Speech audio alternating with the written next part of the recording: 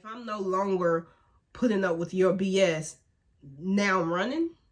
No. What's up, y'all? Welcome back to my YouTube channel, Essence of Lex. Thank you for joining me again on my Bloom journey. And if you clicked on this video, it's because you're interested in my review and my recap of Zatima Season 2, Episode 8, titled Suspicious Minds. I'm not going to hold you. I'm going to go ahead and jump right into it. Zatima in that purple skirt.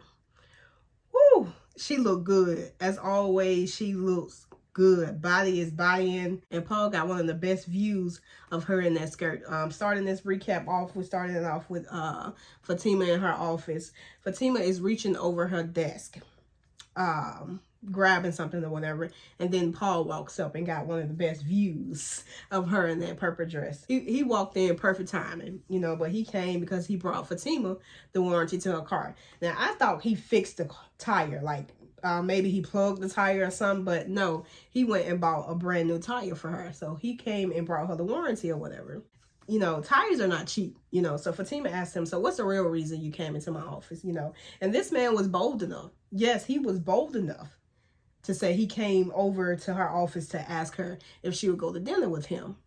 So Fatima, being who she is, as a woman, she asked him, so you invited me and my man? Of course he not. So, of course, Fatima turned him down because what reason would I have to go to dinner for you? So, Fatima handed him a check for the tire. Basically, like, I appreciate what you did. It was nice and Larry, but here goes some money. Because I don't ever want it to feel like, at least from my perspective, it was more so of like, I don't ever want you to feel like that I owe you something because you went and bought me a new tire. No. No. So, here's this check. Thank you, but no thank you. And she told him he would never get a chance to know her. Again, she's showing no interest in him at all. Not giving him no type of clues that it's okay to hit on her. None whatsoever. Not even giving him clues that he have the slightest of chance. And that's actually a great segue into the next part of what happened in the episode of Zach, you know, trying to catch Fatima cheating on him. So y'all know I love Martin. If you didn't know, well, now you do. I am a big Martin fan. Martin was one of my favorite TV shows that I watched growing up. It is something that I can still watch to this day and still laugh like it's the first time I'm ever seeing it. And this particular scene with Zach, Nate, and Tony reminded me of an episode of Martin. I think it was in season 2 of Martin. Gina go out of town on a business trip or whatever. And, of course, Martin is back at the house with, you know, Cole and Tommy. So now Martin is at home, you know, listening to Cole feed his head about Gina cheating. Cole came up with something. There's a road Gina, then there's a home Gina. Whatever he came up with, he got inside Martin's head. Cole is Nathan. Tony is Tommy, and of course, Zach is Martin. That whole little scene in the parking lot of the law firm reminded me of that episode. I just thought I should mention that. But it's a great little segue into the scene in the parking lot. Nathan and Tony, they're sitting in the car in the law firm parking lot. You know, they staking out, in a sense, you know, waiting to catch Fatima up. Tony's sweating like a mug because he's nervous. Then you got Nathan, who is just so convinced he's about to catch Fatima up. And he is so convinced that he's looking out for his boy. Not even knowing that if he did catch Fatima doing something, what they would do to Zach. And listening to Nathan got Zach into some mess. So Zach comes to the parking lot. You know, he got in the back seat of the same car that Nathan and Tony was in. You know, so they talking it up or whatever. They trying to wait until Fatima come out. They saw Fatima walk out and go into the stairwell. You know, y'all remember in the dating profile or whatever, you know, it said meet her in the stairwell type thing. So they saw Fatima go in the stairwell. Now, Zach, Nate, and Tony all convinced she up to no good because she approached the stairwell. Zach, a.k.a. Martin, is breaking down in the backseat. Tony trying to be the voice of reason and saying, we don't even know why she's going in the stairwell. Like, just kind of relax. We don't even know what other reason yet for going in the stairwell. So Zach get out the car, you know, he's embodying Martin. The Val embodies Martin Lawrence. And it is so, as a fan of Martin Lawrence, it is so very much pleasing to watch, if I shall say. So Zach get out the car and he's approaching the stairwell. But before he can get to the little stairwell, Angela sees him. Zach is just not thinking. You know, Angela told Zach that they go into the stairwell or whatever to drop off reports. So Angela used this time to ask Zach, you know, if she can bring Bryce, her and a friend over for dinner. You know, Fatima hasn't even gotten a chance to ask Zach yet, but Angela don't saw Zach. She took it as the perfect opportunity to ask Zach about this, you know, dinner. So Zach is caught in an awkward position because at this point, Fatima don't came out of the stairwell and she's basically telling Angela, you know, you better, you know, hurry up and take your reports in there because you know how she be. So at this point, Zach is in an awkward position. He really doesn't want to agree to the dinner, but he feel like he has to.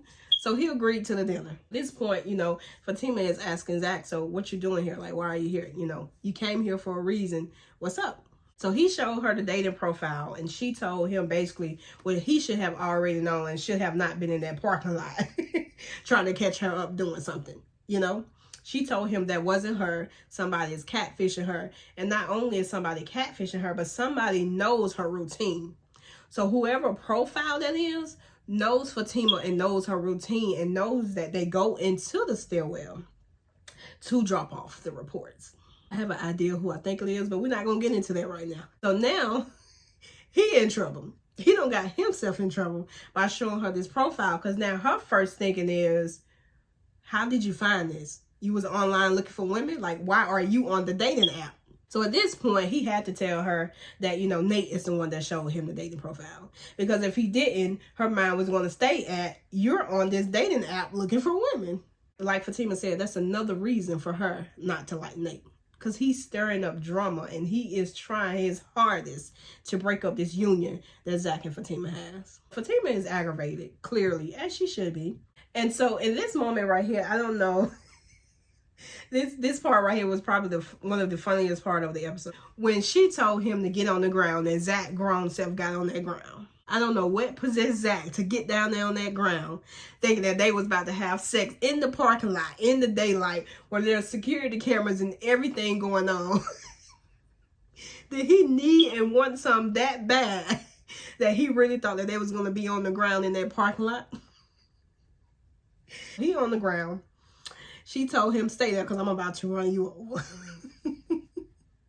He is mad and he is mad at Nathan. As he should be. He should definitely be mad at Nate. But he also should be mad at himself. Because he know Fatima better than they do. And he know that that's just not how she roll. And he let them sucker him into that moment. Nathan and Tony, you know, we thought they left, but they didn't leave. They had pulled back up or whatever. So Zach grabbed Nathan's hand, finger, or whatever, and was pretty much about to break it. He was about to break it. Asking him about, you know, the dating profile, like who set it up type thing. Nathan said he don't know. He didn't know who set it up. But, you know, Zach said you basically need to find out. You got 1 hour to find out or it's going to be some trouble. So that was that scene, you know, Martin, Tommy, and Cole 2.0. That was that scene. You know, now we're back at, you know, at Zach and Fatima house and, you know, pretty much getting ready for these dinner guests that they are about to have. So they're upstairs in their room or whatever. And, you know, so Zach says, so we're not going to talk about this. Fatima asked him, you know, like, basically, what have she done to make him think that she would cheat on him? I yelled and said nothing before Zach could even respond. And she has respected him in every way in that regard, whether he's around or not. Zach mentioned, you know, her pulling up in the car with some unknown man that he's never seen. And also mentioned her getting up off her knees, you know, in the elevator with the whole Paul situation. Fatima asked him, so, you know, my word doesn't mean anything. And then he replied back and said, so my word doesn't, you know, mean anything. What about my word? Fatima said, no, it doesn't. So then Zach said, so, okay, so what are we doing then? Fatima told him she never cheated on any of her men. And, you know, she said, Zach, you know, that's your MO. No, she told him that if you can't take me for my word, then, you know, I'm doing the right thing by moving back to my place. And then Zach's response to that was, and run. So let's stop there and let's break down this convo. You know, I want to give my opinion on this convo. If neither one of them don't believe each other, or if neither one of them don't trust each other, you know, then Zach asked a valid question. What are we doing? Like, what are we doing?